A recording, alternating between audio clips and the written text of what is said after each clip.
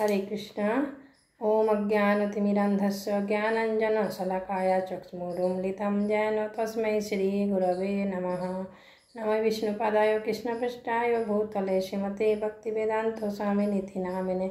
नमस्ते सरस्वती देवी गौरवाणी प्रचारिणे निर्विशेषशून्यवादी पाश्चात्यदेशतारिणे। वाञ्छाकल्पतरुभ्यश्च कृपा सिन्धु एव च पतितानां पावनेभ्यो वैष्णवेभ्यो नमो नमः। तम नमो महावदन्नाय कृष्ण प्रेम प्रदायते कृष्णाय कृष्ण चैतन्य नाम्ने गौरतिसे नमः। हे कृष्ण करुणा सिंधु दीनबंधु जगत्पते गोपेश गोपिकाकांत राधाकांत नमस्तुते। तप्त कांचन गौरांगी राधे वृंदावनेश्वरी विशोभानुसुते देवी प्रणमामि हरिप्रिया।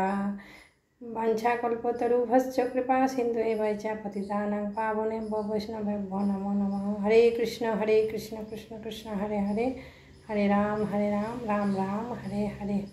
ओम नमो भगवते वासुदेवाय, ओम नमो भगवते वासुदेवाय, ओम नमो भगवते वासुदेवाय। नमः ओम विष्णुपदाय कृष्णपृष्ठाय भूतले श्रीमते जयपताका स्वामिनिति नामिने। नमो आचार्यपदाय निताय कृपाप्रदायिने गौरकथा धामदाय नवग्रामोत्तारिणे। हरे कृष्ण। সকলকে প্রণাম জানাই। ভালো আছেন তো সবাই? আজকে আবার আমি এলাম রাধারানীর কৃপা মহিমা নিয়ে। কিভাবে আমরা রাধারানীর কৃপা প্রাপ্ত হব বা কৃষ্ণের কৃপা আমরা কিভাবে পাব, এই বিষয়ে আজকে আমি কিছু কথা বলবো। তো সামনেই আসছে রাধাষ্টমী, আর বেশি দিন দেরি নেই। 31শে আগস্ট রবিবার আমাদের প্রিয় রাধারানীর আবির্ভাব তিথি। তো রাধারানীর মহিমা সম্বন্ধে কিছু কথা বলছি, একটু আপনারা কৃপা করে শ্রবণ করুন।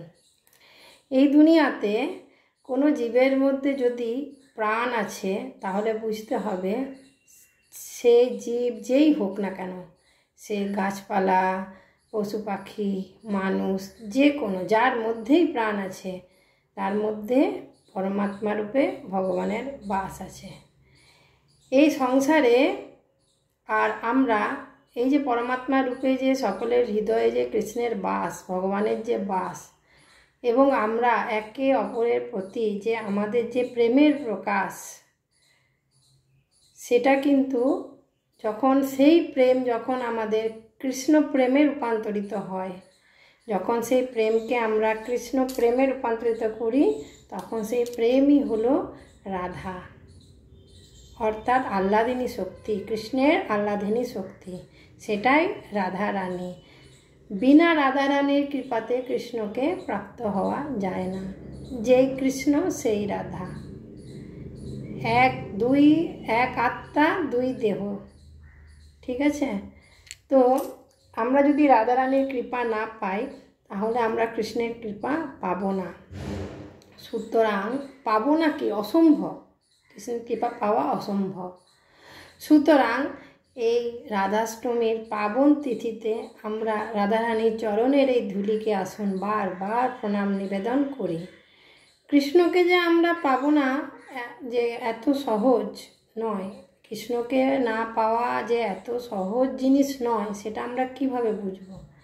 সেটা আমরা এইভাবেই বুঝব যে শিব, ব্রহ্মা, নারদ, কপিল, এরা যে দ্বাদশ মহাজন আমাদের যে আছেন, এই দ্বাদশ মহাজন, তারা যে সে নয়, তারা মহাজন। তারা শুধু কৃষ্ণকে মানে পাওয়া তো দূরে থাক, দর্শনের আকাঙ্ক্ষী। তারা কৃষ্ণকে দর্শন পেতে গেলে তাদের কাছে এটা সহজলভ্য নয়। তো আমাদের তো তাহলে আর কি কথা? তাহলে আমরা কিভাবে পাবো কৃষ্ণকে?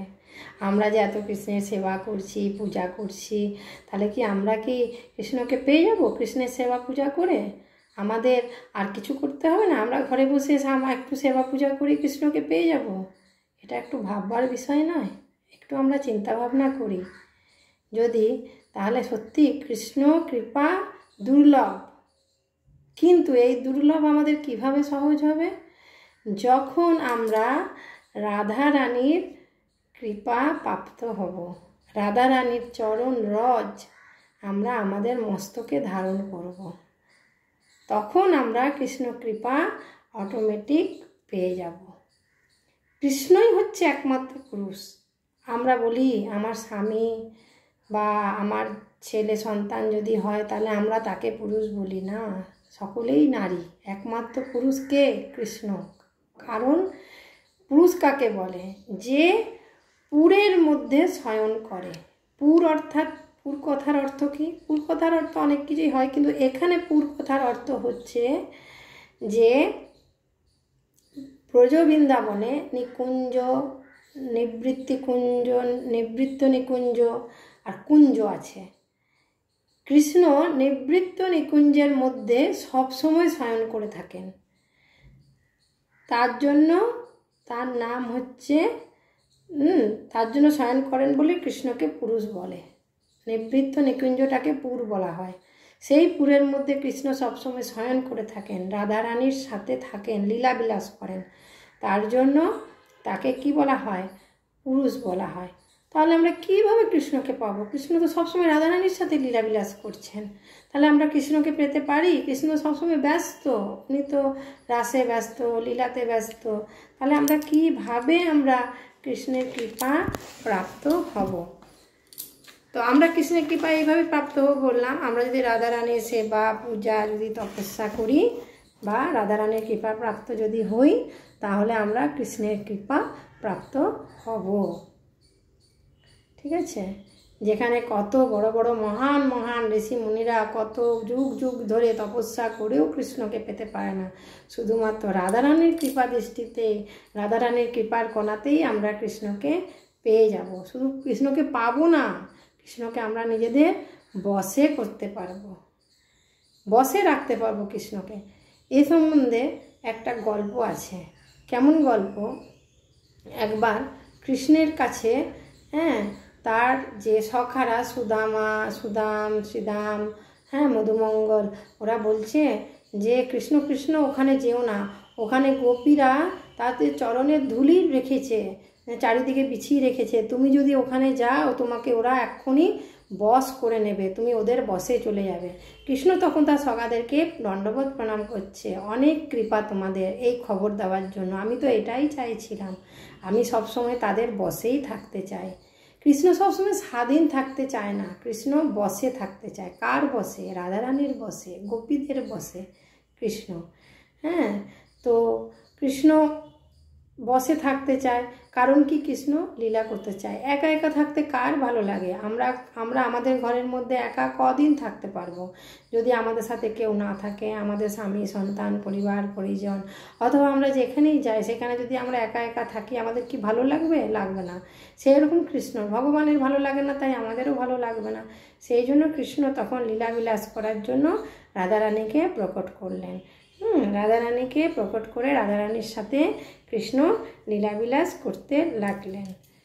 তো যখন রাধারানীকে প্রকট করলেন, তার আগে কৃষ্ণ যখন একা ছিলেন তখন কৃষ্ণ সমস্ত বেদকে প্রকাশ করলেন। সমস্ত বেদ মূর্তিমান বেদ, চিন্ময় জগতে সকলেই কথা বলে, বেদেরও মূর্তিমান প্রকট হয়েছে। যেমন গঙ্গা আছে, গঙ্গা নদী, কিন্তু গঙ্গা মাতাও আছে, সেরকম মূর্তিমান বেদ প্রকটিত হয়ে কৃষ্ণের কাছে নিবেদন করলেন, আপনি আপনার কোনো প্রেমী ভক্তের যদি চরণধুলি মাথায় লাগান তাহলে আপনি পরাধীন হয়ে যাবেন, তার বশে চলে আসবেন। তখন রাধারানী প্রকট হলেন কৃষ্ণের বাম অঙ্গ থেকে।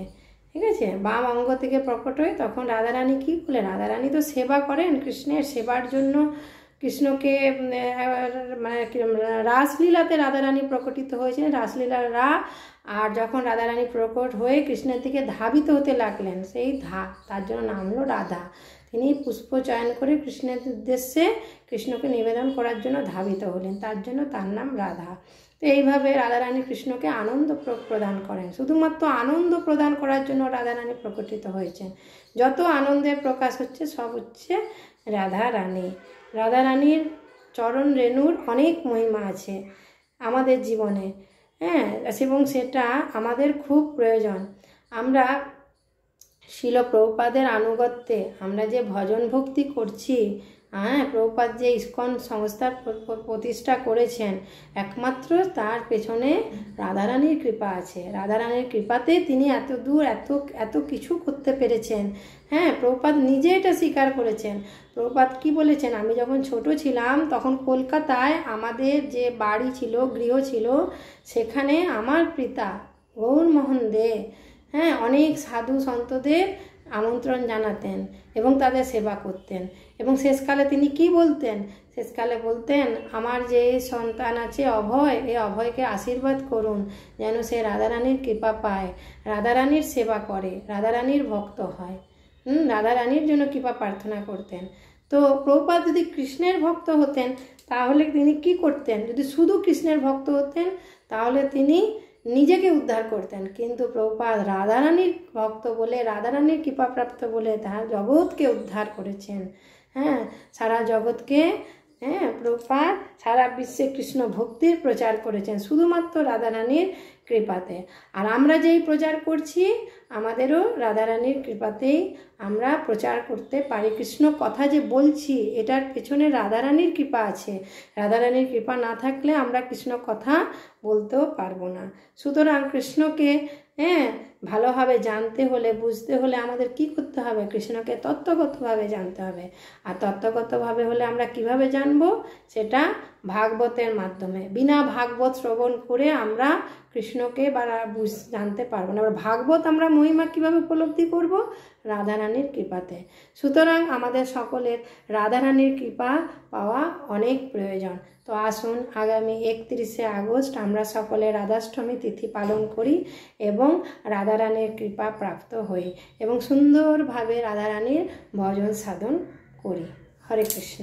সকলকে প্রণাম। বাঞ্ছা কল্পতরুভ্যশ্চ কৃপা সিন্ধুভ্যশ্চ পতিতানাং পাবনেভ্যো বৈষ্ণবেভ্যো নমো নমঃ।